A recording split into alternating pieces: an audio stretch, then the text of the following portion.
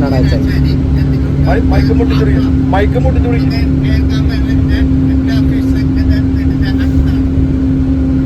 അപ്പം നമ്മുടെ കഴിഞ്ഞ വീഡിയോ നമ്മൾ താജ്മഹൽ കണ്ട് തിരിച്ച് വന്ന് റൂമിലൊക്കെ പോയി ഡ്രസ്സൊക്കെ മാറി ബ്രേക്ക്ഫാസ്റ്റും കഴിച്ച് വെക്കേറ്റ് ചെയ്തത് ആ ബസ്സിൽ ഇപ്പോൾ നമ്മൾ ഡൽഹി പോയിക്കൊണ്ടിരിക്കുകയാണ്.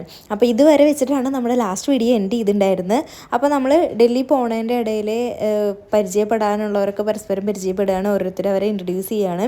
അപ്പോൾ നമ്മൾക്ക് ഒരു 4 മണിക്കൂർ ട്രാവലുണ്ട്. അപ്പോൾ പോയിക്കൊണ്ടിരിക്കുന്നതിൻ്റെ ഇടയിൽ ഒരു മോള് കണ്ടപ്പോൾ അവിടെ നിർത്തി വാഷ്റൂമിൽ പോകേണ്ടവർക്കൊക്കെ പോകാം, ഇനി എന്തെങ്കിലും ലൈറ്റായിട്ട് കഴിക്കണം എന്നുണ്ടെങ്കിൽ അത് ചെയ്യാം, അപ്പോൾ മെയിനായിട്ട് എന്തെങ്കിലും ജ്യൂസ് കുടിക്കുക, ചായ കുടിക്കുക, അങ്ങനെ എന്തെങ്കിലും ചെയ്യാമെന്ന് വിചാരിച്ച് ഇടയ്ക്കൊന്ന് നിർത്തിയിട്ടുണ്ടായിരുന്നു. കാരണം 4 മണിക്കൂർ എന്ന് പറയുമ്പോൾ അത്യാവശ്യം സമയമുണ്ടല്ലോ. ഞാൻ കൂടുതൽ സമയം വണ്ടിയിൽ കിടന്ന് ഉറങ്ങുന്നതായിരുന്നു കേട്ടോ. അങ്ങനെ നമ്മൾ അവിടെ നിന്ന് ഒരു ഐസ്ക്രീമൊക്കെ വാങ്ങിച്ച് പിന്നെ വാഷ്റൂമിലൊക്കെ പോയി ഒന്ന് ഫ്രഷായി വീണ്ടും നമ്മൾ വണ്ടിയിൽ കയറാൻ പോയി.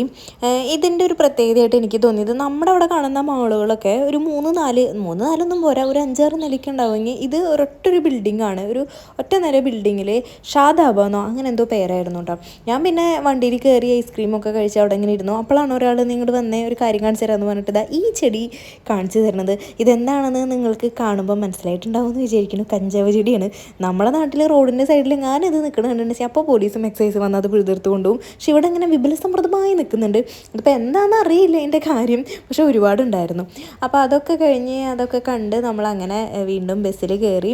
അപ്പോൾ കുറച്ച് കഴിഞ്ഞിട്ട് ഉറങ്ങാമെന്ന് ഞാൻ വിചാരിച്ചു. അതിന് മുന്നേ കുറച്ച് കാഴ്ചകൾ കാണാം. അപ്പോൾ ഇവിടുത്തെ ഒരു പ്രത്യേകതയായിട്ട് തോന്നിയത്, ഇവിടുത്തെ എന്നല്ല, നമ്മൾ കേരളം വിട്ട് കുറച്ച് ഒരു നോർത്ത് സൈഡിലേക്ക് അല്ലെങ്കിൽ ഒരു കർണാടക, മഹാരാഷ്ട്ര അങ്ങോട്ട് കൊടുക്കും തോറും പച്ചപ്പ് കുറഞ്ഞു തുടങ്ങും.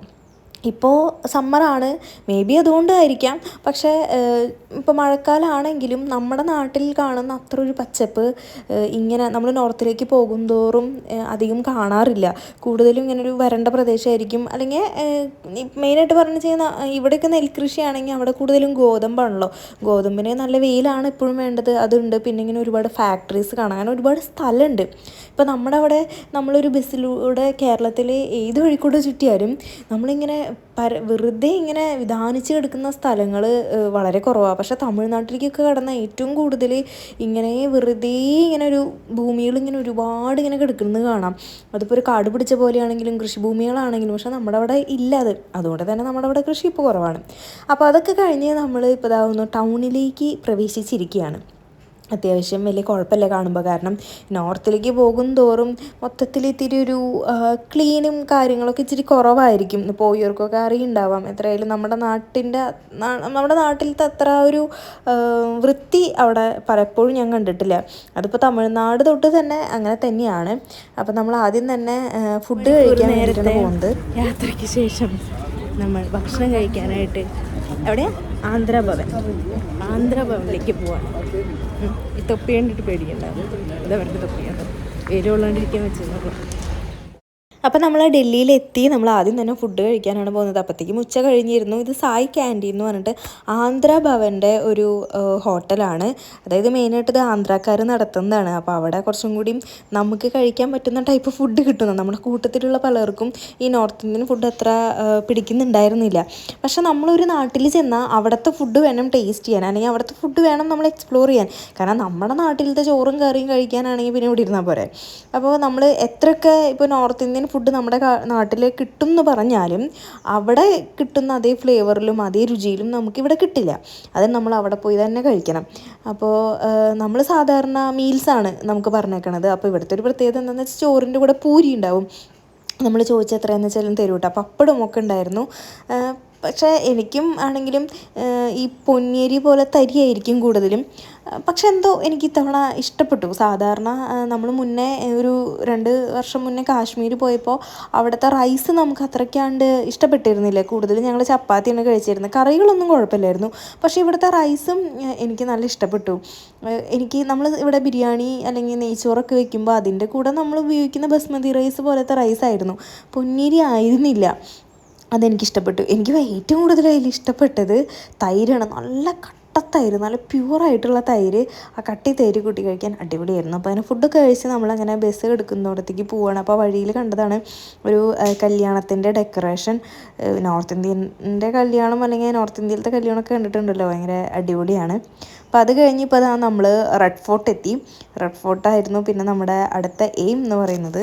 അപ്പം നമ്മുടെ ടൂർ ഓപ്പറേറ്ററാണ് ഈ നടക്കുന്നത് കേട്ടോ. മണികണ്ഠൻ എന്നാണ് ആളുടെ പേര്. അപ്പോൾ ആൾ നമ്മളെക്കാൾ പ്രായം കുറവാണ്. അപ്പോൾ അതുകൊണ്ട് തന്നെ നമ്മുടെ ആ ഒരു വൈബിലേക്ക് ഉണ്ടായിരുന്നു. കാരണം വേറെ നമ്മുടെ കൂടെ എല്ലാവരും തന്നെയും സീനിയർ സിറ്റിസൺ ആയതുകൊണ്ട് തന്നെ ആൾക്കും ഒരു വൈബ് ഞങ്ങളുടെ കൂടെ നടക്കുന്നതായിരുന്നു. അപ്പോൾ അതുകൊണ്ട് കുഴപ്പമുണ്ടായില്ല. അങ്ങനെ നമ്മളിത് റെഡ് ഫോർട്ട് കാണാൻ വേണ്ടി എത്തിയേക്കാണ്. അപ്പോൾ എല്ലാവരും കൂടി ഒന്നിച്ച് കയറാൻ വേണ്ടി വെയിറ്റ് ചെയ്യാണ്. ഇത് ശരിക്കും നമ്മൾ ഈ താറാകൂട്ടത്തെ തട്ടി തെളിക്കുന്ന പോലെയാണ്. ആദ്യമൊക്കെ ഒരുമിച്ച് ഇങ്ങനെ പോയാലും ചിലപ്പോൾ ഓരോരുത്തർ ഓരോ വഴിക്ക് അങ്ങോട്ടും ഇങ്ങോട്ടൊക്കെ പോവും. അത്യാവശ്യം നല്ല തിരക്കുണ്ട്, കാരണം വെക്കേഷൻ സ്റ്റാർട്ട് ചെയ്തു. പക്ഷെ എന്നാലും നമ്മുടെ നാട്ടിൽ നിന്നുള്ള ആൾക്കാർ കുറവായിരുന്നു കേട്ടോ. കൂടുതലും ആ പുറത്തുനിന്നുള്ള നോർത്ത് ഇന്ത്യൻ സൈഡിൽ നിന്നുള്ള ആൾക്കാർ തന്നെയായിരുന്നു കൂടുതലും. അപ്പോൾ അവിടെ എന്തോ അപ്പുറത്ത് മേളയൊക്കെ നടക്കുന്നുണ്ട്. ഇത് സ്ഥിരമാണോ അതോ വല്ലപ്പോഴും നടക്കുന്നതാണോ എന്ന് എനിക്കറിയില്ല കേട്ടോ. അന്നുണ്ടായിരുന്നു. അപ്പോൾ അതാ നമ്മൾ ഉള്ളിൽ കയറുകയാണ്. അപ്പോൾ റെഡ് ഫോർട്ടിനെ കുറിച്ച് ആൾക്കാർക്കൊക്കെ അറിയുന്നുണ്ടാവും. ഞാനിതിൻ്റെ വലിയൊരു ഡീറ്റെയിലിങ്ങും ഡിസ്ക്രിപ്ഷനൊന്നും ഇതിൽ കൊടുക്കുന്നില്ല കേട്ടോ. അതായത് ഞങ്ങളുടെ ഒരു എക്സ്പീരിയൻസ് ഷെയർ ചെയ്യണമെന്നുള്ളൂ. കൂടുതൽ റെഡ് ഫോർട്ടിൻ്റെ ഡീറ്റെയിൽസ് ഒന്നും ഞാൻ പറയുന്നില്ല. എനിക്ക് അതിലിഷ്ടപ്പെട്ടൊരു ഭാഗമാണ് അതിലേക്ക് എൻട്രി ചെയ്യുന്ന ഒരു ഏരിയ. അത് നല്ല രസമുണ്ടായിരുന്നു. അവിടെ ഇങ്ങനെ 2 സൈഡിലായിട്ട് ഒരുപാട് സാധനങ്ങൾ ഇങ്ങനെ വിൽക്കാനൊക്കെ വെച്ചിട്ടുണ്ട്. ഇങ്ങനെ ഷോളുകളും പിന്നെ ഇങ്ങനെ ക്യാപ്സ്, ജ്വല്ലറി, അങ്ങനെ ഒരുപാട് സാധനങ്ങളുണ്ടായിരുന്നു. ഈ ഒരു വൈറ്റ് മാർബിളിൽ ഇതിങ്ങനെ വെച്ചേക്കുന്നത്, മീൻസ് ഇതിങ്ങനെ പണിത് വെച്ചേക്കുന്നത് എനിക്ക് ഭയങ്കര ഇഷ്ടപ്പെട്ടു. നല്ലൊരു ആസ്തെറ്റിക് ലുക്ക് എല്ലായിടത്തും കിട്ടുന്നുണ്ടായിരുന്നു. നമുക്ക് എവിടെ നിന്നാലും അത്യാവശ്യം നല്ലൊരു ഫ്രെയിം കിട്ടുന്ന പോലെ എനിക്ക് തോന്നുന്നുണ്ടായിരുന്നു. അപ്പോൾ നമ്മളൊരു ഉച്ചയ്ക്ക് ശേഷമാണ് ഇവിടെ എത്തിയേക്കുന്നത്. പിന്നെ അവിടെ ഒരു മ്യൂസിയം അങ്ങനെയൊക്കെ ആയിട്ട് അതിൻ്റെ ഉള്ളിലും അത്യാവശ്യം കാണാനുണ്ട്. നല്ല വലിയ കോട്ടയാണ്. ഇപ്പോൾ നമ്മൾ ഈ ആഗ്ര ഫോർട്ടിൻ്റെ തന്നെ വേറൊരു രൂപമാണ് ഈ റെഡ് ഫോർട്ട് എന്ന് പറയുന്നത്. പക്ഷേ കുറച്ചുകൂടി പോപ്പുലർ ആൾക്കാർക്കിടയിൽ ഈ റെഡ് ഫോർട്ടാണ്. ചുവന്ന നിറത്തിലിരിക്കുന്നു എന്നുള്ളതും ആണല്ലോ അതിൻ്റെ പേരിനും ഒരു കാരണം. അപ്പോൾ അവിടെ നമ്മൾ അത്യാവശ്യം എക്സ്പ്ലോർ ചെയ്ത് കണ്ടു. നമുക്കപ്പോഴും സമയം കുറച്ച് കുറവ് തന്നെയായിരുന്നു. ഇത്ര ടൈം എന്ന് എല്ലാവരോടും പറഞ്ഞിട്ടുണ്ടായിരുന്നു. വീണ്ടും കഞ്ചാവ് ചെടി. ഇതിപ്പോൾ നമ്മൾ റെഡ് ഫോർട്ടിൻ്റെ പുറത്തിറങ്ങിയപ്പോൾ കണ്ടതാണ് കേട്ടോ. പിന്നെ ഇതുപോലെ കുറേ നിൽക്കുന്നുണ്ട്. എന്തോരാ നിൽക്കണേ. എന്താണ് അത് ഇവിടെ ഇങ്ങനെ നിൽക്കുന്നത് കണ്ടിട്ട് ഒരു എന്താ പറയുക, ആൾക്കാർ അതൊരു വിഷയമാക്കാത്തത്, അല്ലെങ്കിൽ അതെനിക്കറിയില്ല എന്താണെന്ന്. പക്ഷെ ഒരുപാടുണ്ടായിരുന്നു. അതൊക്കെ കഴിഞ്ഞതാണ് നമ്മൾ പുറത്തിറങ്ങി. പിന്നെ നമ്മൾ പോകുന്നത് അക്ഷർധാം ടെമ്പിളാണ്. അതായത് ഈ കാണുന്നതാണ്. ഇങ്ങനെ തന്നെയാണ് നിങ്ങൾക്കിത് കാണാൻ പറ്റുള്ളൂ. പിന്നെ കാണണമെങ്കിൽ അതിൻ്റെ ഉള്ളിൽ കയറണം. ഉള്ളിലേക്ക് മൊബൈൽ അലൗഡല്ല. അപ്പോൾ അതിൻ്റെ ഉള്ളിൽ കുറേ നേരം കാണാനുള്ളതുണ്ടായിരുന്നു. നല്ല രസം തന്നെയാണ് അക്ഷർധാം കാണാം. അവിടെ പിന്നെ ഒരു വാട്ടർ ഷോ ഒക്കെ ഉണ്ടായിരുന്നു. അപ്പോൾ അതൊക്കെ ഞങ്ങൾ കണ്ട് കുറച്ചധികം സമയമായി. അതാണ് അത് ഇരുട്ടായത്. ഇനി നമ്മൾ പോകുന്നത് ഇന്ത്യ ഗേറ്റ് കാണാനാണ്. ഇന്ത്യ ഗേറ്റ് ശരിക്കും നമ്മുടെ 3rd ഡേയിലത്തെ പ്ലാനായിരുന്നു. പക്ഷെ അത് നമ്മൾ 2nd ഡേയിലേക്ക് ആഡ് ചെയ്തു. കാരണം നൈറ്റ് കാണാമെന്നുള്ളതാണ് രസം. അപ്പോൾ ഇന്ത്യ ഗേറ്റിൻ്റെ അവിടെ എത്തുന്നതായിട്ട് മുന്നുള്ള കുറച്ച് ഭാഗമാണ്. ഒരു പാർക്ക് പോലത്തെ ഏരിയ ആണ്. അവിടെ ഇങ്ങനെ ഒരുപാട് കച്ചവടക്കാരുണ്ട്, ഫുഡും മറ്റു സാധനങ്ങളൊക്കെ ആയിട്ട്. അപ്പോൾ നൈറ്റ് ആകുമ്പോൾ ഇന്ത്യ ഗേറ്റ് ഇങ്ങനെ ലൈറ്റൊക്കെ ഇട്ടിട്ട് നല്ല രസത്തിൽ നിൽക്കുന്നുണ്ടാവും. പകലിപ്പോൾ നമുക്ക് കാണുമ്പോൾ അതിനെ പ്രത്യേകിച്ചൊരു ഇതൊന്നും തോന്നിയില്ല. ഒരു കവാടം ഇങ്ങനെ പണിത് നിർത്തിയേക്കണ വലിയൊരു ഗോപുരം പോലെ അങ്ങനെ ഇനി തോന്നുള്ളൂ. പക്ഷേ നൈറ്റ് ആകുമ്പോൾ കുറച്ചുകൂടി നല്ലതാണ്. അപ്പോൾ ഇന്ത്യ ഗേറ്റിലേക്ക് പോകുന്ന വഴിയാണ് കേട്ടോ ഈ കാണുന്നത്.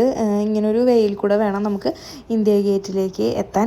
അപ്പോൾ പോണ വഴിയിൽ അവിടെ എല്ലായിടത്തും ഇതിൻ്റെ ഡീറ്റെയിലിങ്ങും ഒക്കെ പറഞ്ഞിട്ടുള്ള കുറേ ഫോട്ടോസും കുറേ കാര്യങ്ങളൊക്കെ വെച്ചിട്ടുണ്ട്. നമ്മൾ താജ്മഹൽ കാണാൻ പോകുമ്പോഴും ഇതുപോലെ കാണാമായിരുന്നു. താജ്മഹൽ പണിതിട്ട് ഇതുവരെയുള്ള താജ്മഹലിൻ്റെ ഓരോ കാലഘട്ടത്തിലത്തെയും ചിത്രങ്ങൾ ഫ്രെയിം ചെയ്ത് വെച്ചിട്ടുണ്ടായിരുന്നു.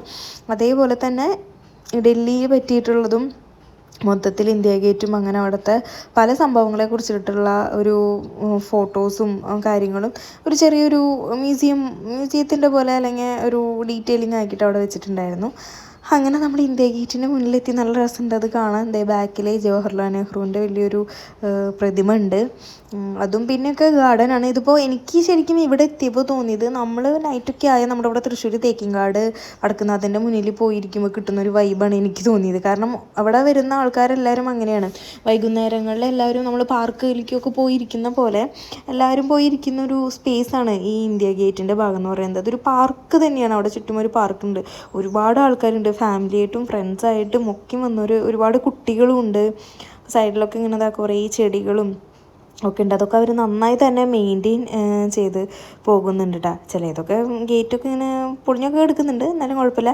പിന്നെ അവിടെ കണ്ട മറ്റൊരു കാര്യമാണ് ഇങ്ങനത്തെ വണ്ടികൾ, കുഞ്ഞു കുട്ടികൾക്ക് പോകാൻ പറ്റുന്ന ഇങ്ങനെ ക്യൂട്ടായിട്ടുള്ള ബൈക്കും കാഴ്സും ഒക്കെ. അതൊക്കെ വർക്കും ചെയ്യുന്നതാണ്. അതിനൊക്കെ ഇത്ര പൈസ ഉണ്ട് ഇത്ര നേരത്തിന്. പക്ഷേ കുട്ടികൾക്ക് എന്തായാലും അത് ഭയങ്കര ഇഷ്ടമാവും. ഞാൻ അപ്പം തന്നെ ഇങ്ങനെ വണ്ടിയൊക്കെ ഓടിക്കാൻ പറ്റില്ലേ. അങ്ങനെ നമ്മളിത് അതൊക്കെ കണ്ട് ഇറങ്ങി. അപ്പോൾ ഇതാണ് നമ്മുടെ ബസ് സവാരി എന്ന് പറഞ്ഞ ട്രാവൽ ഏജൻസി വഴിയാണ് നമ്മൾ പോയത് എന്നുള്ളത് ഞാൻ മുന്നത്തെ വീഡിയോയിൽ പറഞ്ഞിരുന്നു. നല്ലൊരു പാക്കേജാണ്, അഫോർഡബിളായിട്ട്.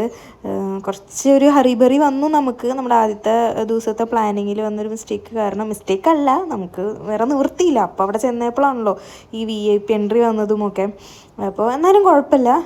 പക്ഷെ നമ്മൾ പറഞ്ഞ ഒരുവിധം ഒക്കെ നമുക്ക് കവർ ചെയ്യാനൊക്കെ പറ്റി. ഇനിയിപ്പോൾ നമ്മൾ ഇവിടുന്ന് നേരെ ഹോട്ടലിലേക്ക് പോവാണ്. ഇപ്പോൾ നമ്മൾ ആഗ്രയിൽ സ്റ്റേ ചെയ്ത്, ഇതിപ്പോൾ നമ്മൾ ഡൽഹിയിലാണ് പിറ്റത്തെ ദിവസം സ്റ്റേ ചെയ്യുന്നത്. അപ്പോൾ നേരെ നമ്മൾ പോകുന്നത് ഹോട്ടലിലേക്കാണ്. ശരിക്കും നമ്മുടെ ഐറ്റിനറിക്ക് അനുസരിച്ച് കൃത്യമായിട്ട് കാര്യങ്ങൾ നടന്നിരുന്നെങ്കിൽ നമ്മൾ ഇത്രയ്ക്കധികം ലേറ്റ് ആവാണ്ട് തന്നെ നമ്മൾ ഹോട്ടലിൽ എത്തുമായിരുന്നു. അങ്ങനെയാണെങ്കിൽ നമുക്ക് അവിടെയും കുറച്ച് പുറത്തേക്കൊക്കെ നൈറ്റൊക്കെ ഒന്ന് ഇറങ്ങി നടന്ന് ഒന്ന് എക്സ്പ്ലോർ ചെയ്യാനൊക്കെ പറ്റുമായിരുന്നു. പക്ഷേ നമ്മൾ എത്തുമ്പോഴത്തേക്കും അത്യാവശ്യം ലേറ്റായി, ഒരു 10 മണി ഒക്കെ കഴിഞ്ഞിരുന്നു. പിന്നെ ഇനി ഫുഡ് കഴിക്കണം. അപ്പോൾ അതുകൊണ്ട് റൂമിൽ പോയി ഡ്രസ്സ് ചേഞ്ച് ചെയ്യാനും പിന്നെ കുളിക്കാനൊന്നും നിന്നില്ല. ബാഗൊക്കെ വെച്ച് നേരെ ഫുഡ് കഴിക്കാൻ വേണ്ടി വന്നു. അപ്പോൾ ഫുഡ് ഈ പറഞ്ഞ പോലെ തന്നെ നോർമൽ നോർത്ത് ഇന്ത്യൻ ഫുഡായിരുന്നു. ചപ്പാത്തിയും റൈസും ദാലും ചിക്കൻ കറിയും പിന്നെ വെജിറ്റബിൾസ് ഉണ്ടായിരുന്നു, സാലഡ് ഉണ്ട്, ഗുലാബ് ജാമുണ്ട്. നല്ല ഫുഡ് തന്നെയായിരുന്നു. എനിക്ക് മുന്നേ ആഗ്രയിൽ നിന്ന് കഴിച്ചതിനേക്കാൾ കുറച്ചും കൂടി നല്ല ഇഷ്ടപ്പെട്ടു. പിന്നൊരു പപ്പടം ഉണ്ടായിരുന്നു. അത് നമ്മുടെ ഇവിടുത്തെ പപ്പടത്തിനായിട്ടും കുറച്ചുകൂടി ഫ്ലേവറുള്ള പപ്പടം. പിന്നെ എനിക്ക് അവിടെ ഏറ്റവും ഇഷ്ടപ്പെട്ട ഒരു സാധനമാണ് ക്യാരറ്റ്. അത് അടിപൊളിയായിരുന്നു കേട്ടോ. പിന്നെ നമുക്ക് നമ്മുടെ റൂം ഒന്ന് കാണാം. Welcome madam. Get in. So this is our room tour. കയറി വന്നാൽ തന്നെ നല്ല വിശാലമായൊരു ബെഡുണ്ട്. എനിക്കിഷ്ടപ്പെട്ടത് ഇവിടുത്തെ ഈ വോളാണ്. നൈസ് വോൾ സ്റ്റിക്കേഴ്സൊക്കെ നൈസായി. AC ഉണ്ടോ നോക്കിയില്ലടാ കൂട്ടാ. അവിടെ AC ഒക്കെ ഉണ്ട്. ചാനലുകൾ നോക്കാം. പിന്നെ ഹീറോസ് TV ഒക്കെ ഉണ്ട്, വലിയ TV ഒക്കെ ഉണ്ട്. പിന്നെ അതാണ് നമുക്കൊരു ചായ കുടിക്കാനൊക്കെ വേണമെങ്കിൽ ഒരു ടേബിൾ, 2 ചെയറുണ്ട്. പിന്നെ ഇവിടെ ഒരു കബോർഡ് ഉണ്ട്. ഇതായിരുന്നു ഇന്നത്തെ എൻ്റെ